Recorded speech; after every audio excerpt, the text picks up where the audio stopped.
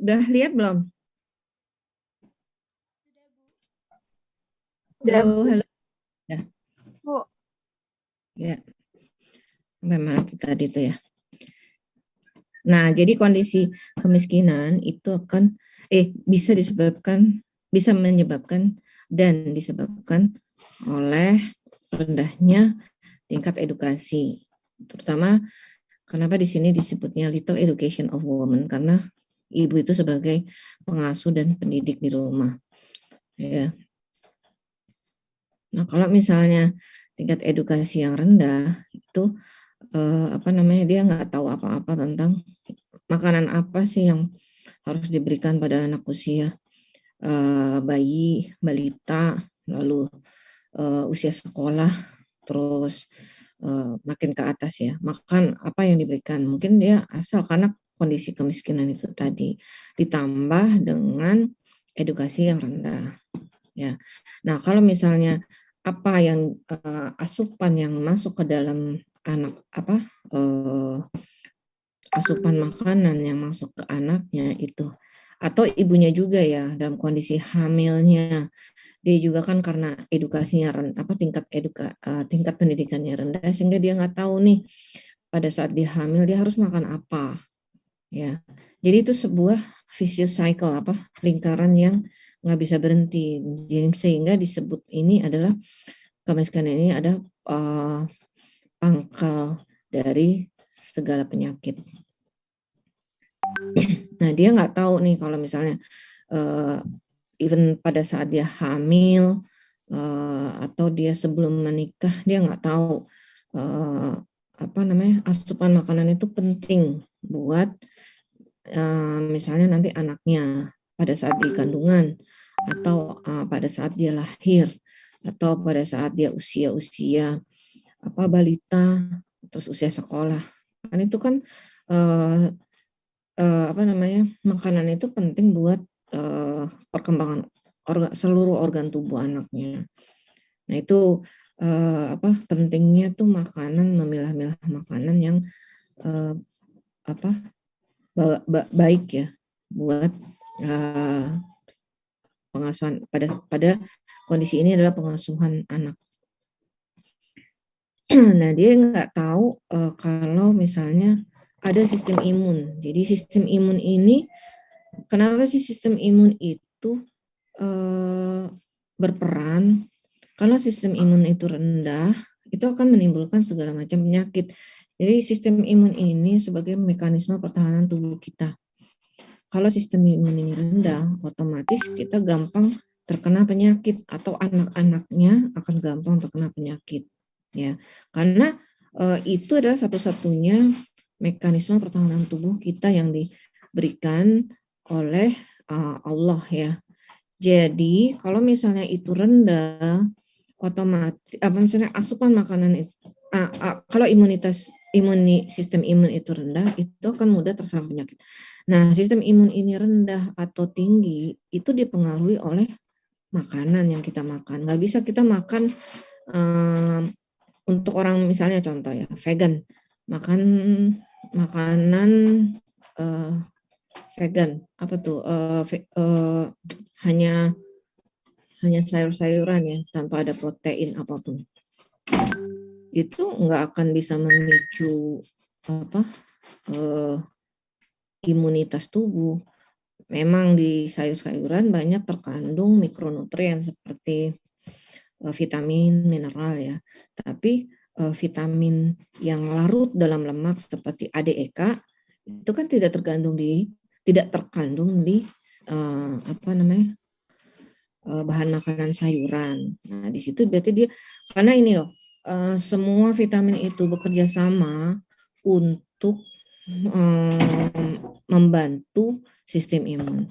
Jadi kalau misalnya mikronutrien itu tidak tidak terasupi dengan cukup, adekuat gitu atau misalnya salah satu misalnya magnesium ya, magnesium tidak atau vitamin A yang dia adanya di lebih tinggi di protein hewani itu kalau misalnya tidak ada asupan vitamin A dari situ, kemudian nanti efek dari ketiadaan itu kan ada pasti kekurangan vitamin A, ya kan, atau misalnya vitamin D yang terdapat pada telur, ya, dia nggak makan telur, orang vegan tuh ya. Nah, kemudian nggak makan berarti asupan vitamin D-nya kurang. Memang sih vitamin D itu didapatkan dari sinar matahari, tapi kan untuk apa namanya untuk mengaktifkan vitamin D itu butuh yang lain-lain. Jadi itu kerjasama antara vitamin dan mineral. Jadi walaupun kita nggak makan itu ada dari matahari, memang iya, tapi nggak maksimal gitu. Nah, ini sistem imun ini ada, saya cuman review, ada yang didapat, ada yang alami. Nah, yang didapat itu ini memicu imunitas yang diperantari oleh sel B dan sel T. Nah, di sini bisa dilihat kalau sel B itu apa sih? Dia nanti ujungnya akan membentuk antibodi. Nah, kalau misalnya sel T itu apa? Sel T itu untuk membantu tubuh untuk berperang melawan virus. Ya, kalau imunitas alami atau innate nih, yaitu dari physical barrier dan dari dalam darah. Nah, dari physical barrier itu maksudnya itu barrier pertahanan fisik itu adanya di kulit, misalnya di membran mukosa tuh misalnya di mata ya, di mata, terusnya di saliva, lalu di urin dan air mata. Itu sebenarnya misalnya gini, kita kelilipan debu, itu kan pasti nanti keluar banyak cairan mata ya. Nah, itu fungsinya bukan sekedar itu aja, itu sebenarnya dia mengusir debu tadi yang nempel di mata. Dengan adanya tears tadi cairan mata itu, dia membantu untuk melepaskan dari mata. Ya, kemudian di dalam saluran pencernaan ada asam lambung. Nah, itu dia mencegah infeksinya sebelum masuk ke dalam tubuh. Jadi kan kalau kita makan makanan yang tercemar bakteri misalnya E. coli gitu ya. Nah, E. coli itu kan masuk ke dalam tubuh. Nah, sebenarnya kalau adanya asam lambung itu bisa untuk menghancurkan kuman yang ada di makanan yang tercemar tadi. Jadi itu sebenarnya ada fungsinya tuh, kayak misalnya kulit kita. Kalau kulit kita intak tuh artinya nggak ada ini sebenarnya kan kulit ini ada zat paling atasnya itu ada lapisan tanduk, kemudian ada epitel di bawahnya. Nah, lapisan tanduk itu yang kita sebenarnya kalau sehari-hari itu sebenarnya lepas dengan sendirinya, kita nggak bisa lihat, tapi dia lepas dengan sendirinya. Nah, fungsinya tuh itu juga kalau misalnya ada yang menempel di kulit, misalnya bakteri yang patogen, itu bisa lepas dengan zat tanduk tersebut. Makanya kalau misalnya ada perdarahan, ada perlukaan atau lecet di kulit itu kan selain daripada faktor pembekuan darah, mencegah darah itu keluar banyak. Selain itu, ya di situ sana ada komplemen juga di sini ya. Jadi di pembuluh darah ada komplemen, ada fagosit. Nah, ada faktor pembekuan darah. Selain dia membekuan darah, otomatis tuh ya, kalau ada perdarahan di kulit manapun, dia akan menghentikan perdarahan dengan cara clotting, membekuk. Jadi darah itu dibekukan. Ada faktor-faktor pembekuan darah supaya darah itu nggak banyak keluar. Pertama itu, kedua dari kulitnya sendiri, zat tanduk itu tadi.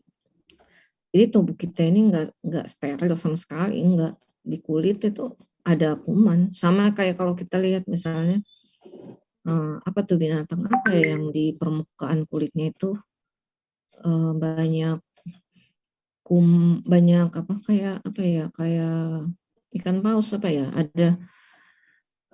selalu ada ikan krill yang mendampingi paus itu karena dia makanin yang ada di permukaan kulitnya si paus itu. Jadi tubuh kita nggak benar-benar steril. Tuh, jadi sistem imun itu banyak, jadi sistem imun itu ya. Jadi ada yang didapat, ada yang alami.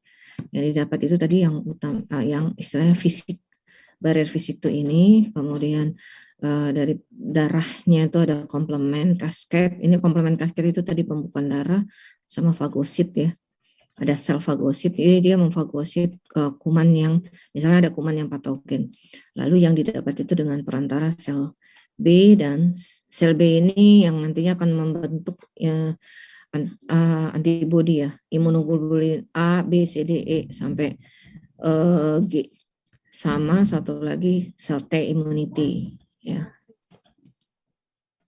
Nah, ini kaitan antara nutrisi dan imunitas itu. Jadi kalau defisiensi makronutrien itu biasanya terjadi karena asupan kalori dan protein yang rendah. Nah, malnutrisi ini merupakan penyebab paling banyak defisiensi imun. Kenapa sih?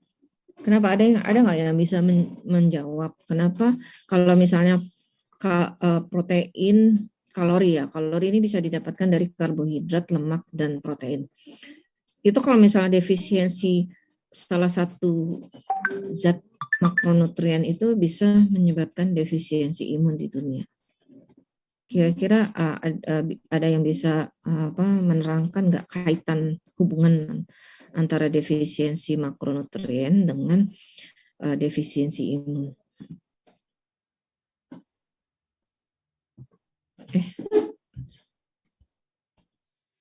Misalnya kita nggak makan protein atau kita nggak makan lemak, dan kan berarti kan akan menyebabkan defisiensi imun. Ayo, coba gimana?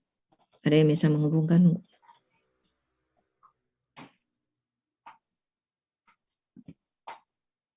Juga yang defisiensi mikronutrien, misalnya mikronutrien. Kalau defisiensi mikronutrien itu apa yang menyebabkan di imunitas itu apa?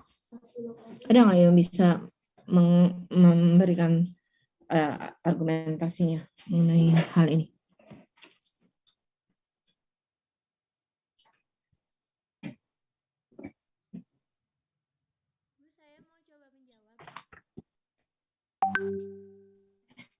Saya mau coba menjawab.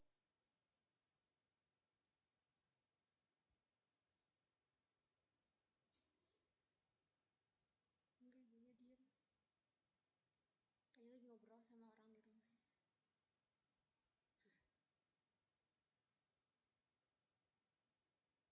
Kamu cuci tangan udah boleh belum? Iya. Ada nggak yang tahu? Kalau misalnya kita kekurangan protein, berarti kan terjadi apa? Terjadi fungsi protein apa? Kaitannya sama fungsi masing-masing nih, fungsi protein, fungsi lemak, fungsi karbohidrat. Enggak tuh, suara teteh nggak nyampe sana.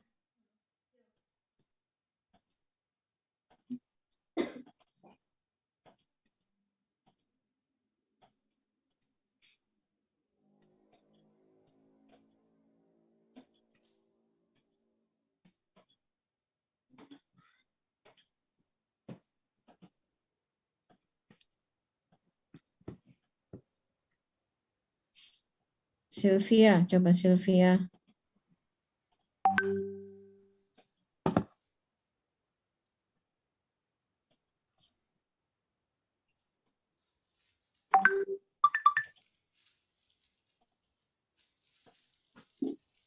Farida. Iya, Bu.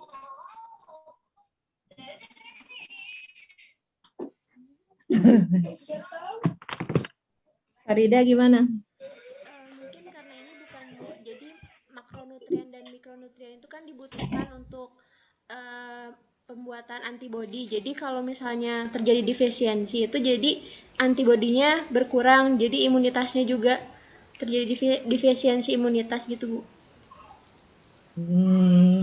Dari mana kalau pembentukan antibodi itu bahan dasarnya apa?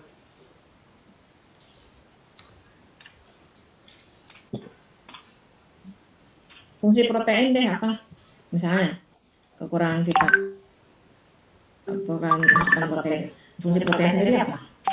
Banyak kan? Misalnya memperbaiki sel-sel rusak, apalagi? Ya, kalau misalnya protein itu asupannya nggak adekuat atau rendah, berarti kan apa?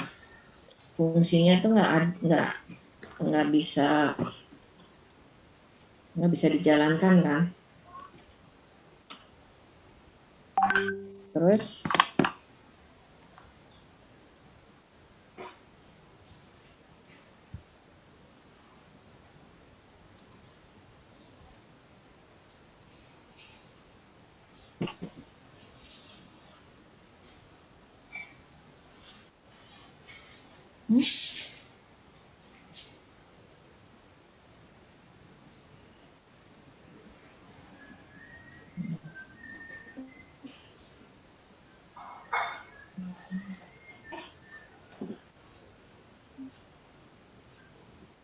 oke, kita skip cari sendiri ya nanti ya. Nah, terus kalau mikronutrien gimana?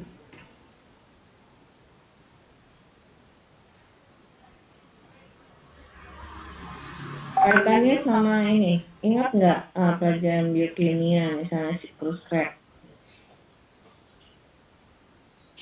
Farida? Iya Bu. Dengar saya.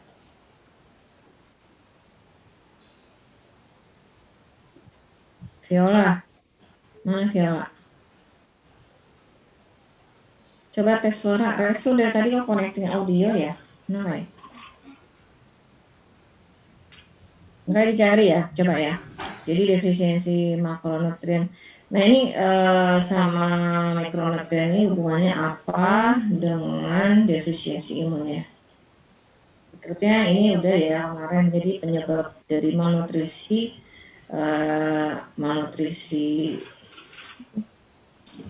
faktor risiko malnutrisi itu apa aja nih? Akses makanan yang terbatas, misalnya kenapa pada satu area perang ya, area peperangan atau area bencana alam itu harus segera diberikan makanan, karena kan akses makanannya dia terbatas. Misalnya kayak misalnya kemarin ya erupsi Gunung Semeru, kenapa harus ada ada bantuan gitu, harus segera ada bantuan, karena itu nanti akan menyebabkan kok mati sih? Halo, dengar saya nggak? Ada yang bisa ngomong, ada yang bisa suaranya nyala, tolong. Kedengaran nggak suara saya? Kedengeran Bu. Tapi kenapa nggak nyala di sini?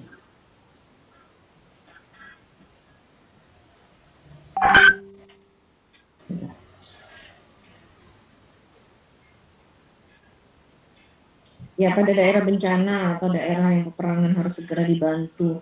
Itu karena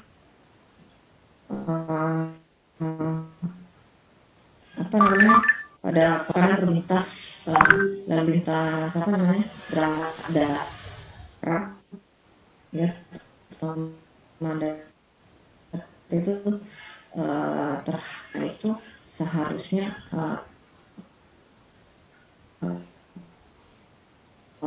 nutrisi itu harus ada kan mata kuliah kamu juga akan dapat nanti manajemen disaster, jadi manajemen bencana. Pada kondisi bencana itu apa sih yang harus dipikirkan untuk diberikan pada korban-korban bencana atau peperangan. Kemudian penyakit kronis ya, penyakit kronis itu juga sama ya, akan terjadi protein malnutrisi. Lalu masalah gigi atau makanan, kemudian ini nyeri kronik maksudnya mungkin sama aja ya, penyakit kronis. Lalu pada pengobatan, misalnya pada pasien kanker itu sering terjadi kondisi malnutrisi juga karena sel-selnya kan udah rusak ya pada kanker. Sama misalnya pada diet yang ketat atau diet yang berat.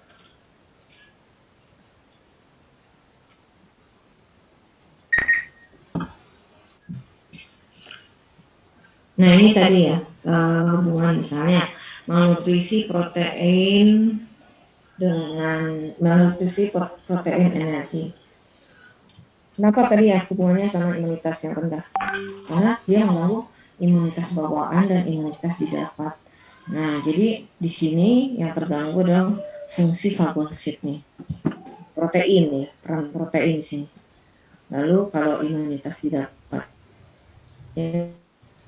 itu akan mengganggu sel T tadi. Tadi kan ada bagan tuh, bagan imunitas ya. Nah, itu kan nah untuk kalau malnutrisi protein energi itu akan mengganggu sel T. Jadi produksi sel T itu rendah. Jadi menurunnya jumlah dan fungsinya menurun, terus jumlahnya juga menurun. Lalu sehingga meningkatkan kerentanan terhadap infeksi oportunistik.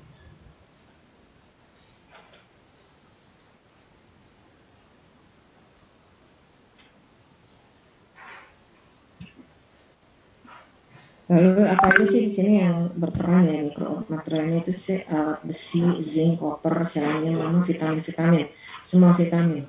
Jadi mikronutrien ini terdapat biasanya pada tumbuh-tumbuhan, buah dan sayur. Ya. Kalau misalnya zinc itu biasanya pada bahan makanan seafood.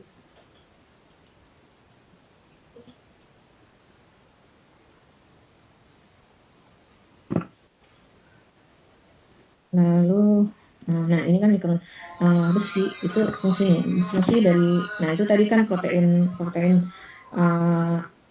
kalori ya, yang ini yang tadi slide sebelumnya itu malnutrisi protein energi bisa mengganggu imunitas bawaan dan didapat. Imunitas bawaan itu dia yang terganggu adalah fungsi fagosit, sedangkan imunitas didapat itu yang terganggu adalah CRT-nya.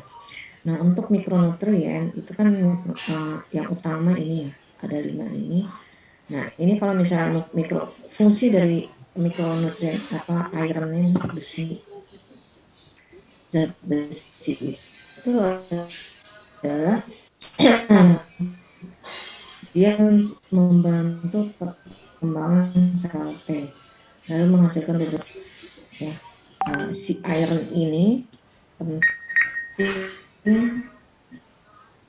fungsinya untuk perkembangan sel T, dan selain iron nanti ada di reaksi yang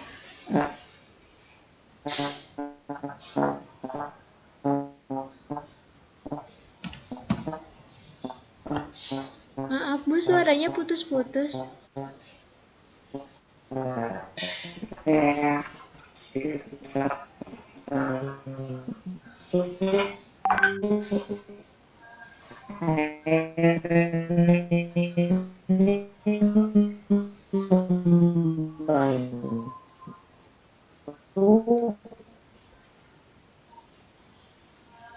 reaksi tersebut sehingga menghasilkan ROS ini tadi. Nah, ROS ini Suaranya putus-putus Bu.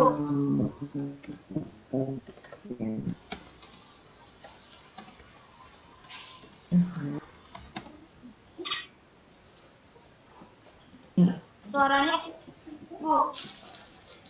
Misalnya gimana nih? Udah masih putus-putus gak? Enggak, udah Bu.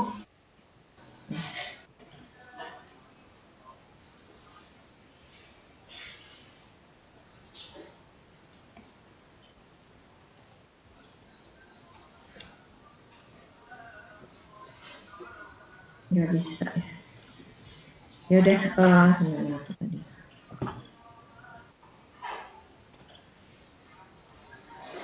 besi ya, zat besi ini tadi ya. Terus begitu berikutnya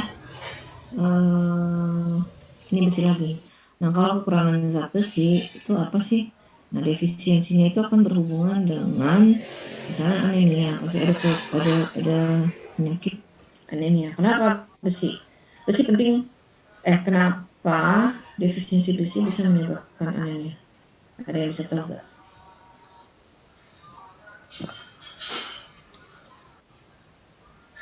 Besi itu ngapain sih di anemia, berarti ada kelainan di mana? Di Kekurangan sel darah, Bu.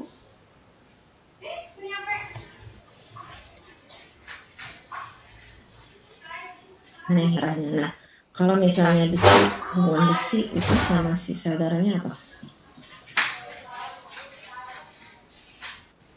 Halo?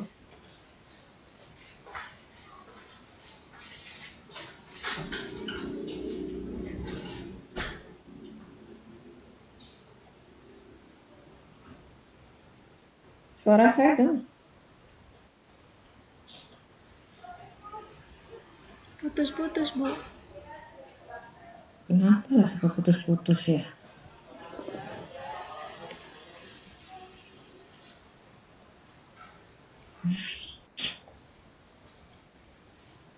Halo?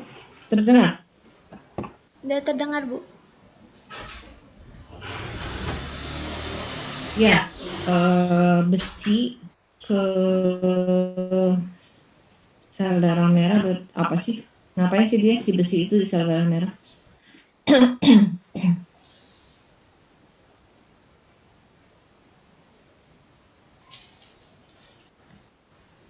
Nanti coba cari tahu ya sendiri ya, besi itu ngapain di sel darah merah.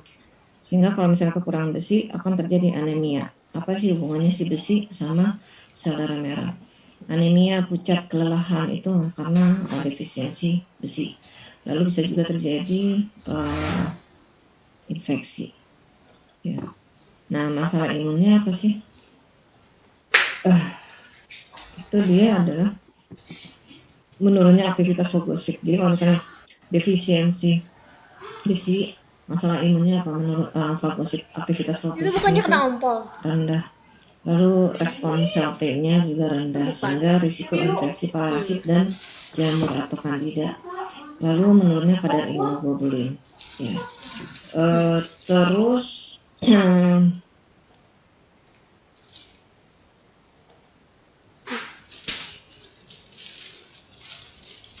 ini kebutuhan zat besi, rekomendasi suplemental antara 7 sampai 18 mg per hari. Nah, ini tadi ya, bagi orang-orang yang vegan, dia nggak akan dapat besi dari kandungan yang iron rich food ini. Jadi adanya di protein hewani, kayak di daging merah, ayam, itu tinggi zat besi. Nah, kalau misalnya dia itu termasuk dalam vegetarian atau vegan, dia kan nggak makan daging-dagingan ya, sehingga dia risiko lebih sering terkena anemia defisiensi besi.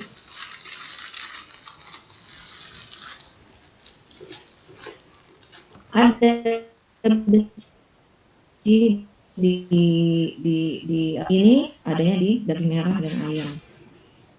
Dia tetap dapat besi, tapi nggak mencukupi gitu. Makanya biasanya dia di orang yang masih tetap berpegang pada pola makan yang vegetarian itu tadi, dia harus ada suplementasi besi.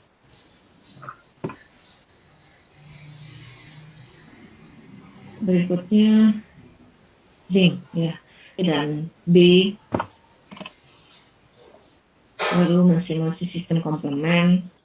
Sistem komplement ini salah satu tadi yang dari imunitas bawaan ya, inap.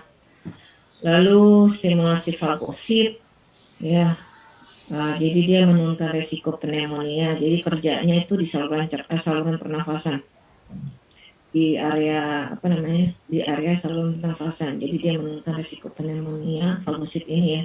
Kemudian menurunkan gejala common cold dan menurunkan diare akibat infeksi. Makanya penelitian terakhir sudah berapa tahun yang lalu tuh. Jadi kalau orang diare biasanya diberikan zinc. Dan sekarang banyak produk obat-obat apa namanya ya, suplemen zinc yang beredar di apotek ya, dalam bentuk mungkin tablet terusnya atau sirup. Nah dia waktu penelitian terakhir itu dia dapat membantu mengurangi diare. Lalu zinc juga sebagai antioksidan untuk mengontrol inflamasi itu berkaitan dengan misalnya lesi di kulit, rambut rontok gitu ya. Jadi, dia defisiensi zinc, kurang asupan zinc. Kemudian hilangnya sensitivitas indera perasa dan pembau, kemudian diare tadi ya, jadi berkaitannya. Lalu infeksi dan penyembuhan lukanya nggak kurang baik. Nah, masalah imun yang ditimbulkan apabila terjadi defisiensi zinc adalah meningkatnya kerentanan terhadap infeksi ya, biasanya di kulit dan sistem pencernaan. Kemudian gangguan fagositosis itu tadi yang di saluran cerna dan saluran pernafasan. Kemudian gangguan aktivitas sel natural killer atau NK. Ini juga salah satu sel imun ya. Kemudian rendahnya jumlah sel T dan B. Nah, sel T dan B itu berperan di imunitas adaptif ya. Nah, kalau misalnya zinc itu rendah, berarti jumlah sel T dan B yang diproduksi juga rendah, sehingga imunitas juga bisa rendah.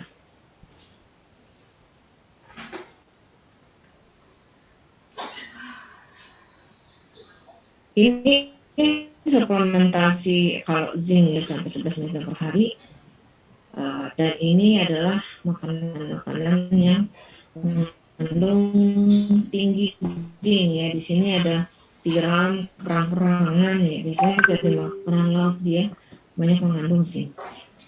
Kemudian berikutnya koper ya. Koper ini tembaga ya, kalau nggak salah bahasa Indonesia tembaga ya. Nah ini dia fungsinya memicu respon sel T dan B untuk memproduksi interleukin 2. Nah ini termasuk ya. Jadi si respon T dan B itu fungsinya macam-macam. B itu nanti produksi apa lagi, T itu produksi macam-macam lagi. Nah salah satunya memproduksi interleukin 2, lalu memicu fungsi fagosit.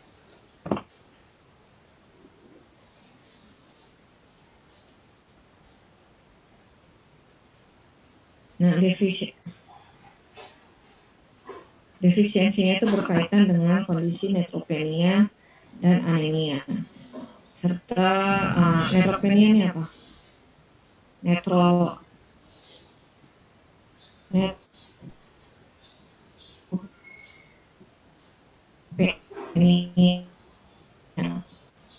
neutrofil ya. Jadi kalau misalnya defisiensi itu akan terjadi neutropenia atau neutrofil yang beredar dalam darah itu rendah. Masalah imunnya tadi defisiensi koper itu rendahnya sel darah putih. Sel darah putih kan respon imun juga, kemudian menurunnya sel T, lalu menurunnya respon fagosit. Ini bahan makanan yang tinggi koper ya. Di sini ada udang ya. Ya, laut biasanya makanan laut juga. Apa sih namanya? Kerang di sini ada ya. Suplementasinya itu direkomendasikan sekitar 350 sampai 900 mikrogram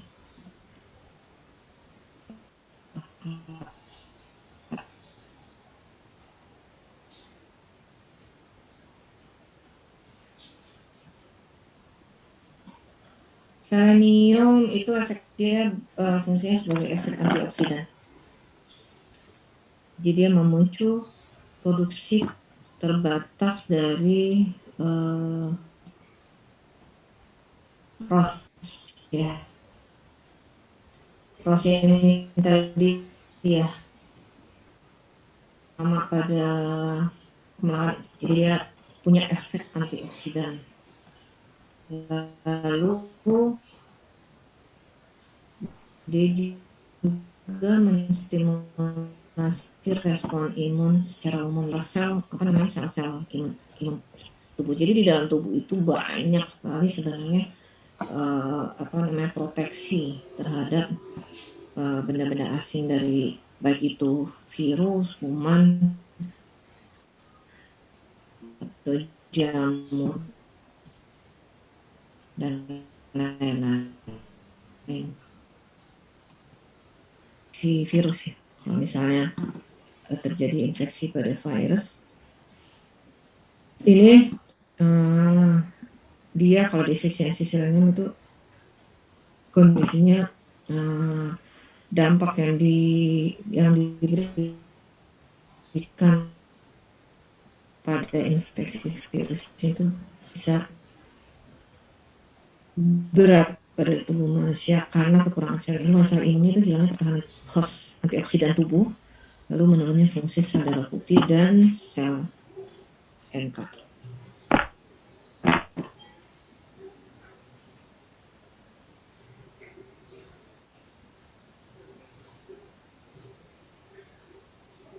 Laut juga sama ya, rekomendasi asupan suplementasinya itu 20 sampai 55 mikrogram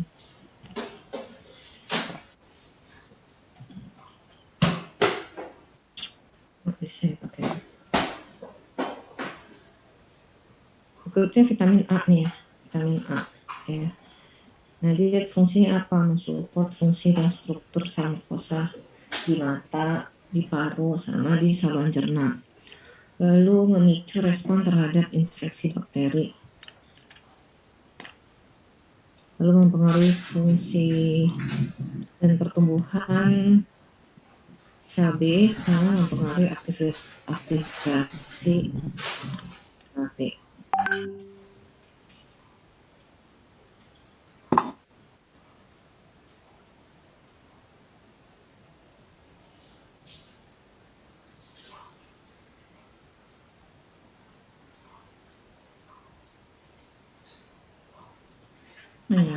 Enggak.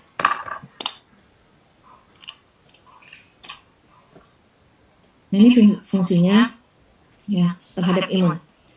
Nah, defisiensinya itu apa? Jadi bisa terjadi kekeringan mata karena vitamin A itu memicu air mata, cairan mata ya. Nah, bisa terjadi buta senja, diare, kemudian infeksi pernafasan dan absorpsi lemak. Nah, masalah imunnya itu terjadi hilangnya fungsi atau struktur sel pada permukaan mukosa. Karena vitamin A ini berfungsinya tadi di permukaan mukosa. Jadi terjadi gangguan resistensi terhadap infeksi. Jadi kalau ada infeksi, terutama di gastrointestinal, dia kalau nggak ada vitamin A, itu akan terjadi infeksi itu lebih mudah masuk. Kemudian berkurangnya fungsi imunitas bawaan, lalu dan gangguan respon sel B dan T.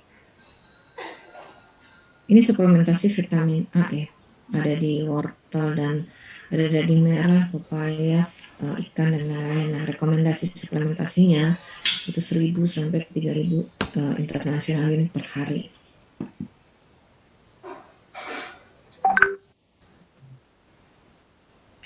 Kemudian kita masuk ke vitamin B ya. Vitamin B itu macam-macam ya. Kalau B1 tiamin, ini nama-namanya ya. B1, B2, B3, B5, apa namanya, kamu harus tahu. Orang gizi harus tahu ini. Nah, ini fungsinya. B1 itu tadi tiamin ya. Dia membantu respons antibodi. Ya. Antibodi itu imunitas alami atau didapat antibodi? Gelap banget ya. Mau hujan dekat rumah nih. Nanti kalau sinyal hilang gimana nih? Biasanya kalau hujan sinyalnya hilang.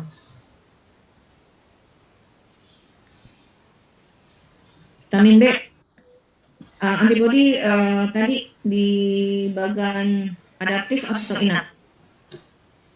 B1, bukan B1 maksudnya antibodi itu di bagian yang inat atau adaptif? Tadi di bagian yang atas.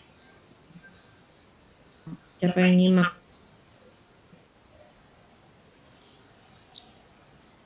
Restu kok dari tadi connecting to audio kenapa ya?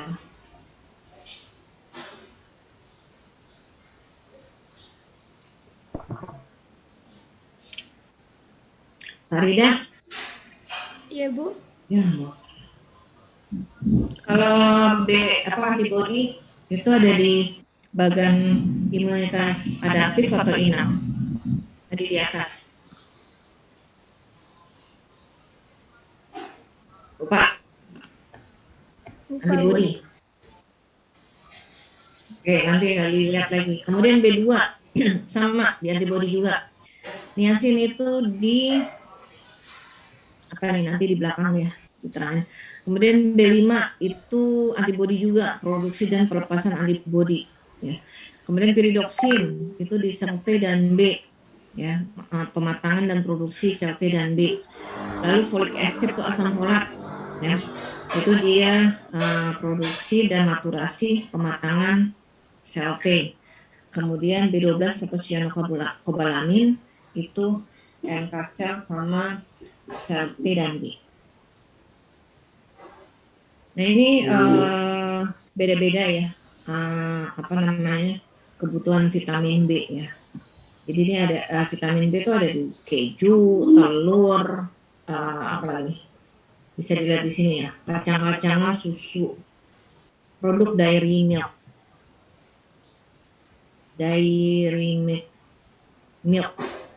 Lalu vitamin C itu efek antioksidan ya. Jadi kalau misalnya, antioksidan, vitamin C itu bersifat antioksidan, sama seperti nanti vitamin E, ya efeknya antioksidan juga. Ngapain sih dia? Efek antioksidan proteksi sel dari ROS tadi. Jadi gini lah, ROS itu apa sih? ROS itu suatu senyawa yang terbentuk, bukan dibentuk. Dia nggak sengaja terbentuk, bukan dia nggak sengaja terbentuk, tapi ternyata pembentukannya itu berfungsi untuk membantu mengontrol infeksi. ROS ini terbentuk dari reaksi yang ada dalam tubuh. Mungkin kalau ingat biokimia itu ada reaksi macam-macam ya, glucogenolisis, apa terusnya gitu, pembentukan ATP. Nah, ROS itu terbentuk dari, istilahnya dia terbentuk dari akibat dari reaksi dalam tubuh. Nah, ternyata ROS ini bisa membantu sebagai efek antioksidan, dibantu oleh vitamin C. Enggak, ada ROS, ada spesies, antioksidan. Jadi ROS itu reaktif oksigen spesies. ROS ini salah. ROS ini fungsinya tidak baik bagi tubuh. Jadi kayak dari reaksi ya, misalnya dulu mungkin belajar biokimia, reaksi-reaksi itu, misalnya reaksi pembentukan ATP, itu akan terbentuk ROS.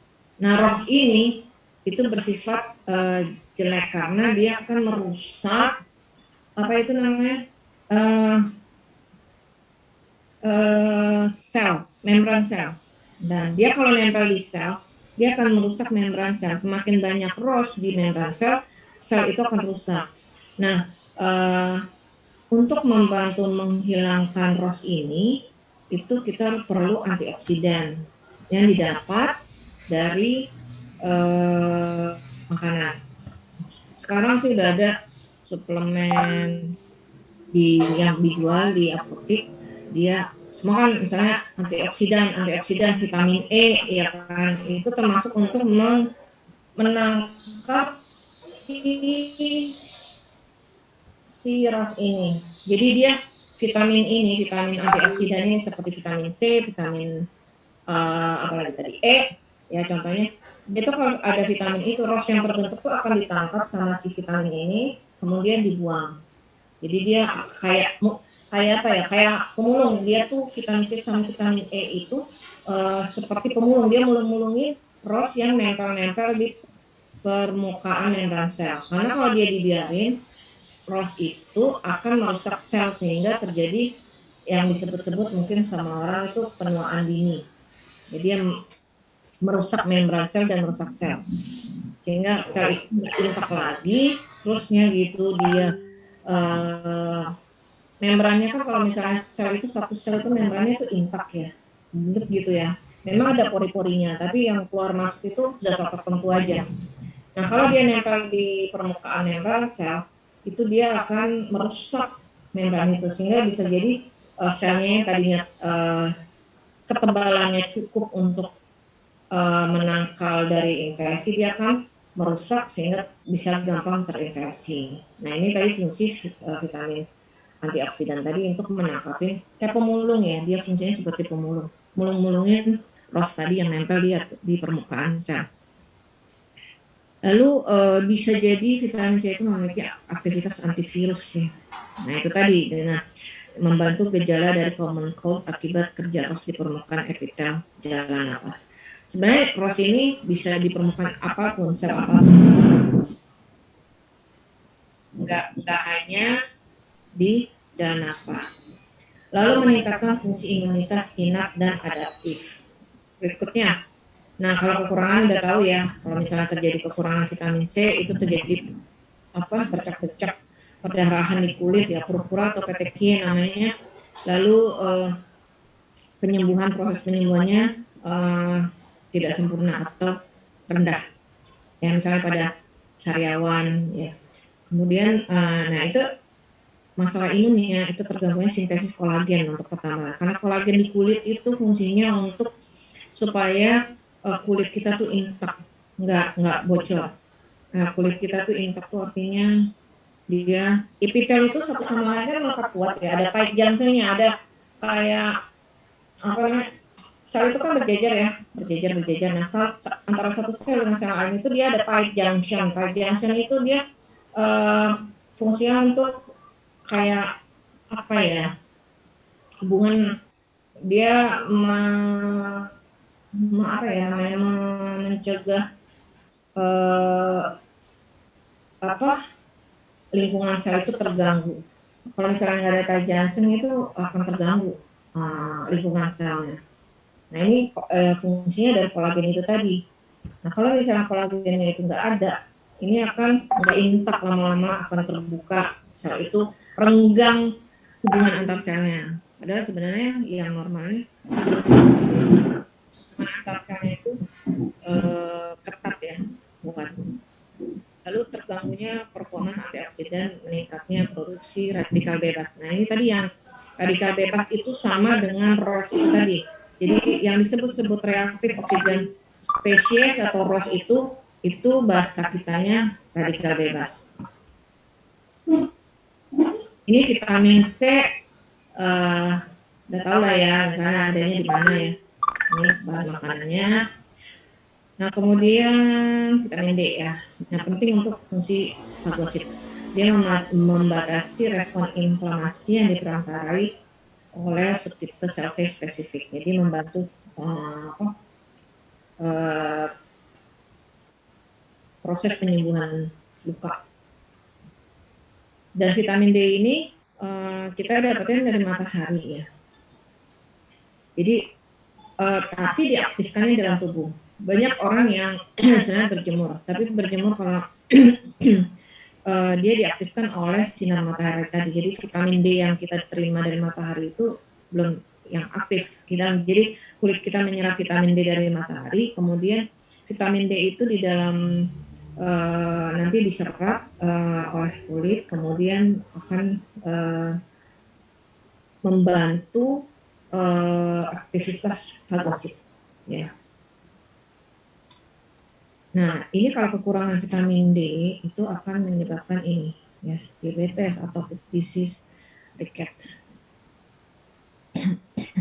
Nah, ini apa ya, isu imunnya vitamin D ya di sel.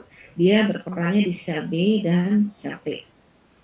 Sel B itu nanti kalau misalnya dia defisiensi akan menurunkan proliferasi epitel. Jadi epitel itu kan setiap waktu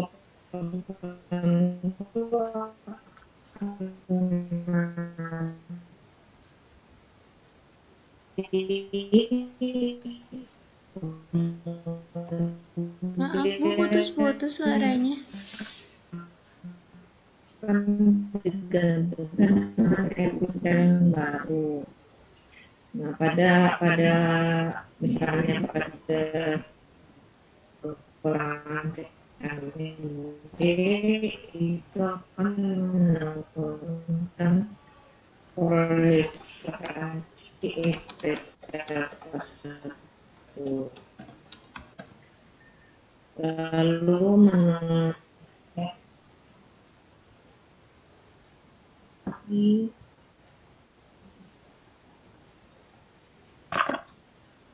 halo, putus-putus, masih putus-putus nggak? Udah Bu. Lalu kalau penurunan sel T1 sitokinnya menurun, T2 sitokin dan regulatorinya itu meningkat. Nah, ini adalah sumber bahan makanan vitamin D ya, adanya di matahari itu sekitar 5 sampai 30 menit 2 kali seminggu.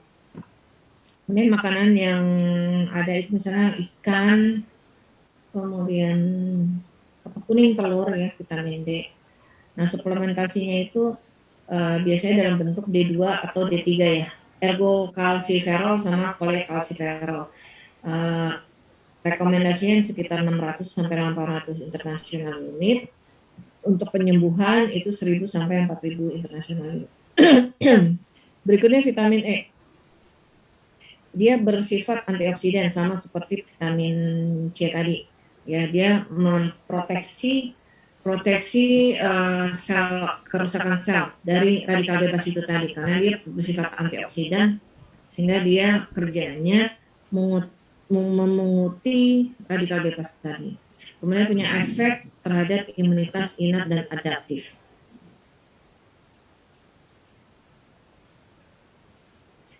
Nah, kalau defisiensinya itu berhubungan dengan gejala neurologi sama penyakit atopik. Nah, ini bisa dilihat di sini kalau misalnya dia imunitas yang dialami. Kalau misalnya kekurangan vitamin E itu akan terjadi kehilangan respons fagosit. Fagosit itu ada, jumlahnya ada, tapi respons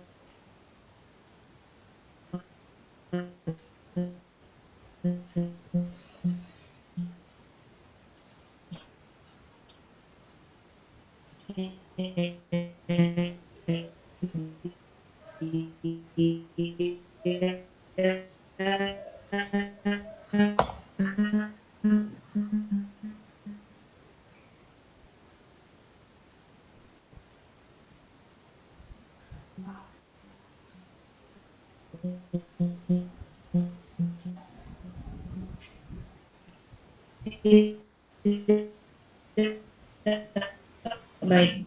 Ya kalau misalnya ada sing masuk dalam tubuh, dia responnya lambat. Lalu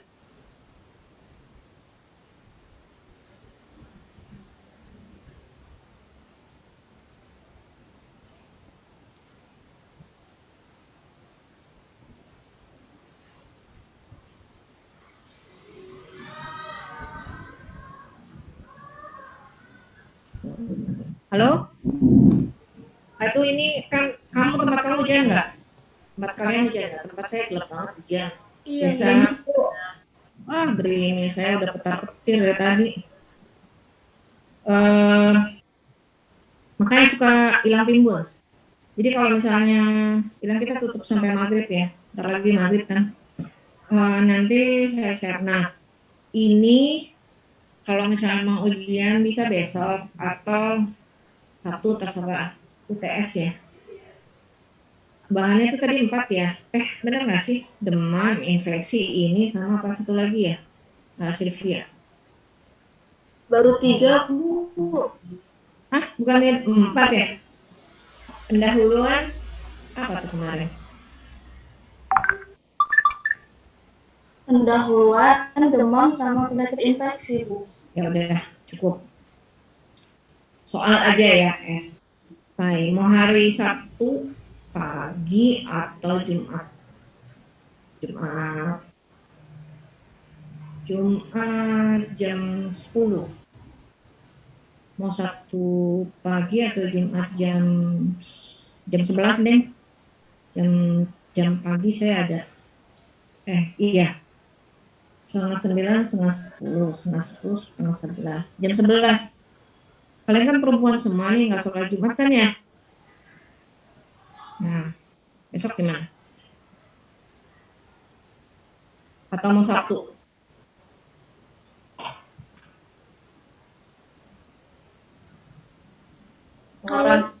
Kalau Jumat itu pengerjaannya sampai jam berapa, Bu? Soalnya siangnya ada kelas.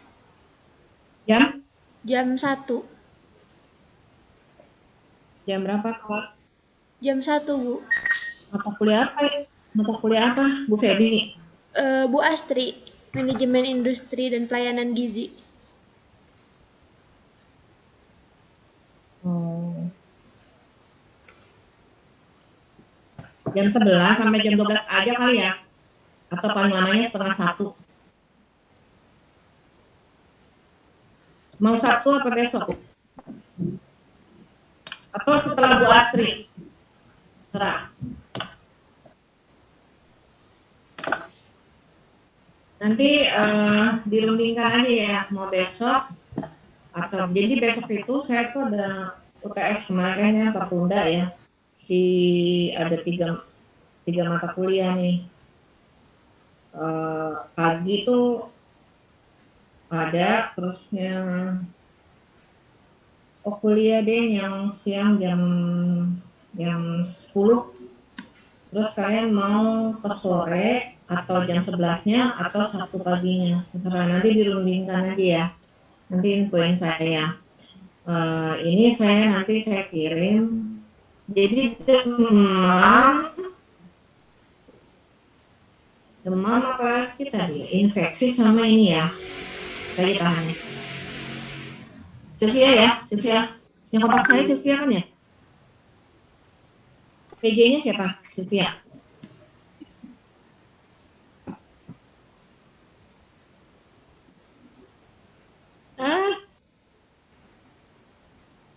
PJ-nya siapa? Iya, Bu Sylvia. Nanti Sylvia tolong info saya ya. Ntar saya kirim habis maghrib nih bahannya. Nanti info jam 11 atau habis kuliah Bu Astri, atau kalau misalnya besok jam 11 berarti sampai jam 12 atau setengah 1 aja. Kelamaan itu juga setengah 1, paling sampai jam 12. Terus saya sih prefer besok jam 11 atau Sabtu ya. Oke ya. Nah ini nanti ini kan penting nih mata kuliah ini ya, maksudnya kondisi vitamin A ini. Kamu harus emang di sini saya nggak kasih jalurnya gitu, maksudnya gimana ya? Jalur metabolisme vitamin A, D, E, K, B dan lain-lain itu saya nggak kasih. Kamu belajar dari situ. Metabolisme misalnya vitamin D itu habis dapat dari matahari terus kemana, itu kalian pelajari. A juga E dan K, kemudian yang B juga gimana. Itu coba paling saya kan pasti sukanya tuh soal yang tentang metabolisme ya. Kalau untuk ini, untuk yang vitamin K, kalau cuma ngafalin aja nggak bisa. Tapi kalau itu harus tahu metabolisme di mana, jalur-jalurnya. Itu kalian pelajari, misalnya buat ujian besok atau buat Sabtu. Kalau yang demam sama, karena ini kan judulnya mata kuliah patofisiologi ya. Jadi saya lebih menekankan untuk belajar patofisiologi. Memang slide itu hanya membantu, tapi kalian harus cari sumber lain untuk tahu jalur-jalur patofisiologinya dari tiga tiga bahan tadi, infeksi, demam, sama ini ya. Oke ya. Ya udah, kalau kita ketemu lagi mungkin besok kalau ujian jam 11 atau Sabtu nih. Makasih ya udah mau maghrib. Kalau ada pertanyaan silakan di grup ya. Saya tutup ya dengan baca hamdalah. Assalamualaikum warahmatullahi wabarakatuh. Waalaikumsalam warahmatullahi wabarakatuh. Terima Makasih Bu. Waalaikumsalam. Terima kasih, Bu. Oke.